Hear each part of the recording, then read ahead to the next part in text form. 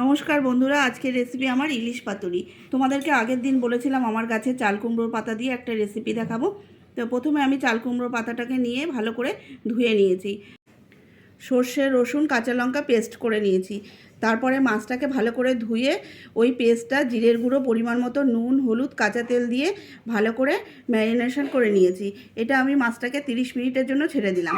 তারপরে চাল কুমড়ো পাতার ওপরে মাছটাকে দিয়ে একটা কাঁচা লঙ্কা দিয়ে ভালো করে সুতো দিয়ে বেঁধে নিলাম। এইভাবে একটা একটা করে সব মাছগুলোই আমি তৈরি করে নেব। আমি ঠিক যেভাবে দেখাচ্ছি তোমরাও ঠিক এইভাবেই করবে। তারপরে ফ্রাই প্যানের ওপরে একটু তেল ব্রাশ করে মাছটাকে দিয়ে দেব, দিয়ে 5 মিনিট হতে দেবো ঢাকা দিয়ে। তারপরে 5 মিনিট পরে আবার ঢাকাটা খুলে আরেক পিঠ হতে দেব। ইলিশ মাছ হতে তো বেশি সময় লাগে না, এমনিতেই তোমরা জানো খুব টেস্টি মাছ। অসাধারণ হয়েছিল খেতে। তোমরা এইভাবে করে দেখো। ভালো লাগলে লাইক কমেন্ট শেয়ার করে আমার পাশে থেকো।